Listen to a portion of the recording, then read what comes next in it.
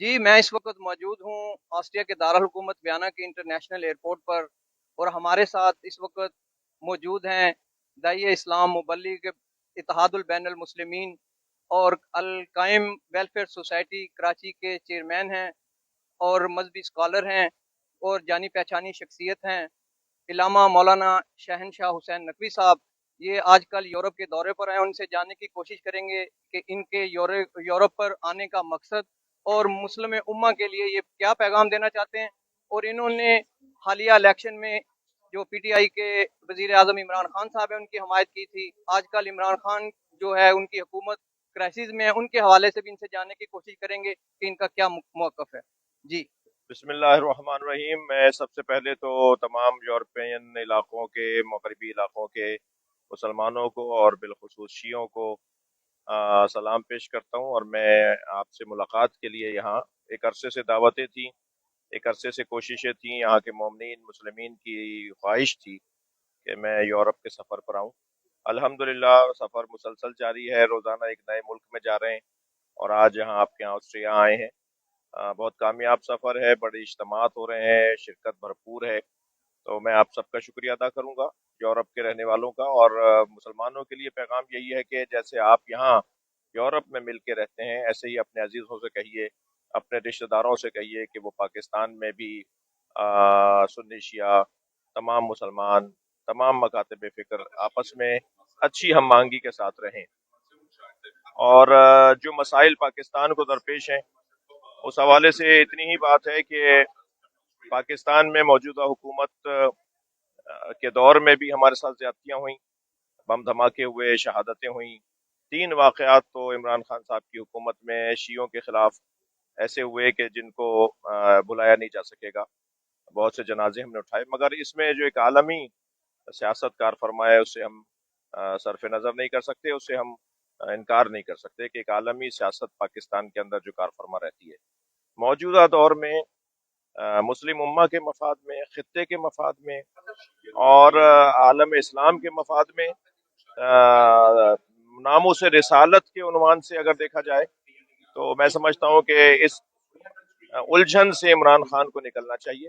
और इमरान खान के लिए मैं दुआ गूँ कि अल्लाह इस उलझन से उन्हें निकाले और उनकी हुकूमत बरकरार रहे। बल्कि मेरी ख्वाहिश तो होगी कि आइंदा 5 साल भी उन्हीं की हुकूमत, क्योंकि महंगाई का मसला सिवाय महंगाई के और क्या मसला है जो एतराज़ किया जा सकता है, वो आलमी मसला है। कौन सा मुल्क है जिसमें महंगाई आम नहीं हुई है। मैं इस मौजूदा हालात में ये कहूँगा कि मुस्लिम उम्मा के, खित्ते के और ये जो चेंज ऑफ ब्लॉक की तरफ पाकिस्तान अपने पड़ोसियों के साथ जाना चाहता है, उसमें इमरान खान का होना जरूरी है। दीगर हुकूमतों में भी हमारे साथ ज्यादतियां हुई, हमारे लिए तो मजमूई तौर पर सबसे ज्यादा सस्ता खून पाकिस्तान में शियों का ही रहा है हमेशा। हमारे लिए कोई भी अच्छा नहीं रहा बेहैसियत शिया। लेकिन बेहैसियत वतन, कि अगर वतन ठीक हो गया तो फिर शिया सुन्नी के मसले भी ठीक हो जाएंगे। अगर पाकिस्तान ठीक हो गया तो फिर ये उलझने भी दूर हो जाएंगी। तो बेहैसियत शिया तो हमें कभी भी चैन नहीं मिला, लेकिन वतन को ठीक करने के लिए इस वक्त इमरान खान की जरूरत है। इलामा साहब, अभी हाल ही में पेशावर में सानिया हुआ, अहले तशय्युई शहीद हुए, उनके मुल्ज़मान को गिरफ्तार कर लिया गया? अभी तक हमें नहीं बताया गया। हमारा मुतालबा है, हमारी शिद्दत से एहतजाज है, हमें अब तक नहीं बताया गया। सिर्फ इतना कहा जा रहा है कि हम बहुत आगे तक आ चुके हैं, तहकीकाती अमल बहुत आगे बढ़ चुका है, कुछ लोग इन्होंने गिरफ्तार भी किए हैं। अगरचे इस हवाले से मैं ये बताना चाहूँगा कि 5 लाख रुपए हर फैमिली को, शहीदों के हर खानदान को 5 लाख रुपए के PK की हुकूमत देना चाहती थी। हमने एतराज़ किया और वफाकी हुकूमत से हमने एहतजाज किया, जिसके नतीजे में 30-30 लाख रुपए वरासा को दे दिए जा चुके हैं उस एहतजाज के नतीजे में। और जख्मियों को 5 लाख रुपए और शहदा की फैमिलीज को 30 लाख रुपए।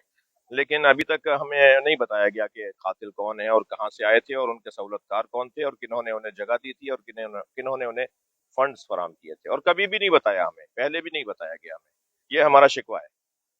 जी लामा साहब, आपने कहा भाई जो है इमरान खान की हुकूमत के मतलब आपने कुछ सपोर्ट की बात भी की, मगर जो आज का देखा जा रहा है खसूसी तौर पर सियासत में, अब तो वो रियासत मदीना का भी नाम आ गया, उसके बाद अब वो उम्र मरूफ का नाम आ रहा है।